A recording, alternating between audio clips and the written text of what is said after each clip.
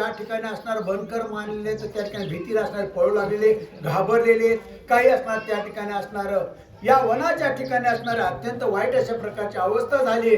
त्या ठिकाणचा वृत्तांत असणार त्या ठिकाणी असणार रावण महाराजाला सांगू लागलेले आहेत. एकी दडती सिती पाशी, एकी पळती चोपासी, अपापरण मे राक्षसासी, हनुमंतासी देखुनी.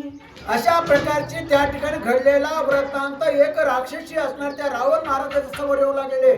त्या ठिकाणी कशा प्रकारची अवस्था झाली, ज्या सीतेला तुम्ही राखण ठेवण्याकरता स्त्रिया ठेवल्या होत्या, त्या स्त्रिया असणाऱ्या कोणी असणार सीतेच्या असणाऱ्या बाजूला लपलेल्या आहेत. काही जणांना वाटतं या ठिकाणी आपण जर राहिलो तर आपल्याला असणार कुठल्या प्रकारचा त्रास होणार नाही. काही स्त्रिया असणार त्या ठिकाणी पडून जाऊ लागल्या आहेत, काही पडलेल्या आहेत. त्या ठिकाणी असणाऱ्या विकल अवस्था असणारी त्या हनुमंतांनी त्या ठिकाणी सर्व त्या स्त्रियांची राखणदार असणाऱ्यांची केलेली आहे. सीता हनुमंते गर्जना, सीता जावली निर्बदन, सीता भक्तांचे वचन, बंद मोचन तात्कळ. त्या ठिकाणी हनुमंतरायांना असणार त्या ठिकाणी प्रभू रामचंद्राच्या नावाचा जयघोष केला. जयघोष केल्याच्या नंतर जेवढे काय त्या ठिकाणी असणारे राम बंधनामध्ये त्या ठिकाणी असणार आपल्या बंधनामध्ये येतं, त्यांची मुक्तता होण्याचं कार्य किंवा त्यांना मुक्त करण्याचं कार्य असणार हे हनुमंतराय त्या ठिकाणी वंचन करू लागले. तर आपण जर असणार अंतःकरणामधून मात्र लक्षात आलं, अंतःकरणातून जर भगवंताचं नामस्मरण जर केलं तर आपल्यावर असणारे संकट असणार निरसन करण्याचं सामर्थ्य असणार या रामनामामध्ये. मात्र आपण असणार लटके अशा प्रकारची भक्ती करतो. आज असणारे एकादशी, आज संख्या कमी, वाचणाऱ्याची संख्या कमी, सांगणाऱ्याची संख्या कमी, ऐकणाऱ्याची संख्या कमी. रविवार आला बाळूमामा, सोमवार आला महादेवा, मंगळवार आला देवीकर. आपली भक्तीच अशी असते की एका देवाची आठवण करीस तर तो देव वार निघून जातो, दुसरा वार उठतो. आणि मग त्यामुळे काय होतं, त्या देवाला वाटतं आपली भक्ती करायला आपण आता त्याला सोडवायला जायला पाहिजे, आपण त्याचं संकट नाहीसं करायला पाहिजे. असं परमेश्वराच्या मनामध्ये येत असतानाच लागलीच काय करता आपण, तो देव सोडून देतो, दुसऱ्या देवाच्या पाठीमागे लागतो. मग तो गेलेला देव काय म्हणतो, जाऊ दे आता ते दुसऱ्या देवाकडे गेले, ते त्याची इकडे बघत. आणि ते देव काय म्हणतो, हे आताच आले बघू आणखी. अशा प्रकारची अवस्था आपण एकनिष्ठ एकाच नावाची भक्तीच करत नाही. भक्ती ही असणार 3 प्रकारची असते, सात्विक भक्ती, राजस भक्ती आणि तामस भक्ती. आपण काय करतो, सात्विक भक्तीच करत नाही, खरी जी भक्ती ती करीत नाही. आपण राजस भक्ती करणार. आपल्याला काही फायदा होत असला तर देवाला फुल द्यायचं. आपला जर फायदा होत असला, आपला जर देव काही ऐकत असला तर नारळ फोडायचं. आपला जर देव काही जर ऐकत असला तर पेढा द्यायचा. ही आपली असली भक्ती. ज्या भक्तीपासून कुठल्याही प्रकारची अपेक्षा, मोह, माया, ममता काही परमेश्वराकडून मागणं जर नसल, ज्या ठिकाणी कुठल्या प्रकारची असणारी परपीडा जर आपल्या भक्तीमुळे होत नसल, तर त्यामुळे असणार ती निर्माण होणारी जी भक्ती असते त्या भक्तीला सात्विक भक्ती म्हणायचं. काही परमेश्वराकडून मागणी करायची नाही. मला देवा हे करशील का, माझं असणार ते करशील का, माझ्या पोराला नोकर लावशील का, माझ्या पोरीला लेकरू देशील का, माझं प्रमोशन होईल का, काही मागायचं नाही. फक्त परमेश्वराचं राम नाम हसणार स्वतःच्या मुखाने घ्यायचं. कुठलंच फूल वाहू नका, पान वाहू नका, नारळ फोडू नका. कुठलाच देव तुम्हाला हे मागत नाही. पण आपण काय करतो, ती तशा प्रकारची न भक्ती करता, बिगर अपेक्षित भक्ती न करता, सात्विक भक्ती न करता आपण जास्तीत जास्त राजस भक्ती आणि तामस भक्ती करतो. राजस भक्तीमध्ये परमेश्वराकडून आपण अपेक्षा करतो. रावणाची भक्ती कशा प्रकारची होती, राजस भक्ती होती. रावण कशा प्रकारची भक्ती करत होता, परमेश्वराकडून काहीतरी मागून घ्यायचं, आपल्याला प्राप्त करून घ्यायचं, अशा प्रकारची तो भक्ती करणारा असणारा तो रावण होता. आपण सुद्धा तशा प्रकारची भक्ती करतो. माझं असणार प्रमोशन होती, मी तुला पुढच्या वर्षी 5 नारळाचं तोरण बांधलं. माझा असणाऱ्या मुलीला लेकरूबाळ होती, त्याला शिकरा म्हणून टाकली. काय, माझ्या मुलाला नोकरी लागू दे, त्याचा पहिला पगाराचे कपडे करे.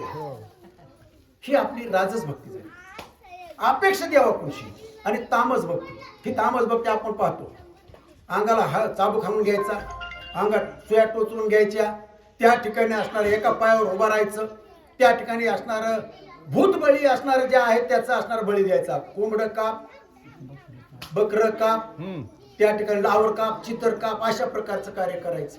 आणि एवढंच नाही तर आपण असणार विविध प्रकारचे असणारे काय करतो, त्या ठिकाणी असणार स्वतःला सुद्धा त्रास करून घेतो.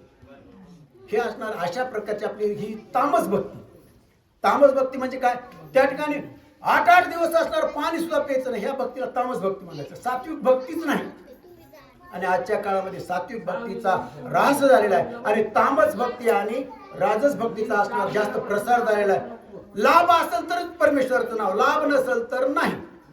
आणि अशा प्रकारची भक्ती असणार या ठिकाणी असणार हे रावणाचे सगळे असणार करतात. मात्र आपण तशा प्रकारची भक्ती न करता दोनच वेळेस असणार किंवा असणार चांगल्या अंतःकरणातून राम हे दोनच शब्दाचा उच्चार करा.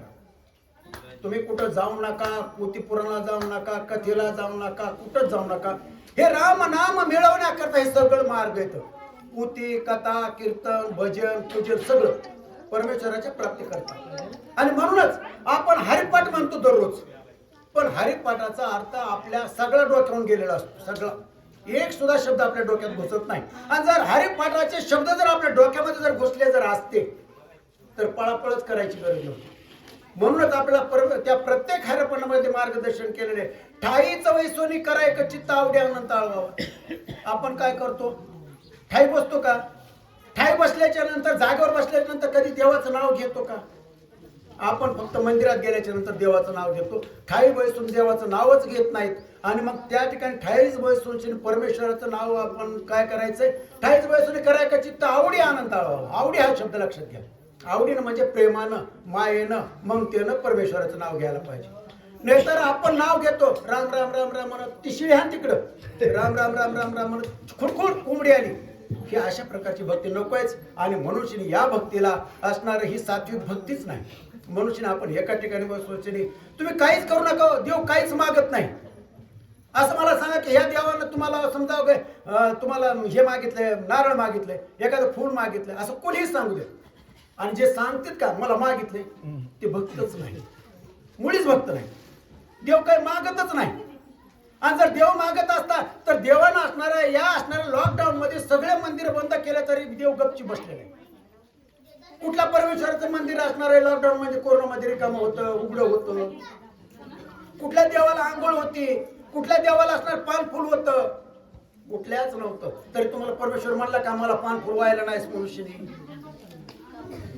अशा प्रकारची सात्विक अशा प्रकारची भक्ती करावी. सात्विक भक्ती करावी, अन्यथा इतर भक्ती करूच आपल्याला त्याच्यापासून लाभ मिळू शकत नाही असं या ठिकाणी ग्रंथकर्ते म्हणतात की परमेश्वराची भक्ती करणारे, रामाची भक्त हे असणे सात्विक अशा प्रकारची भक्ती करणारे होते म्हणतात.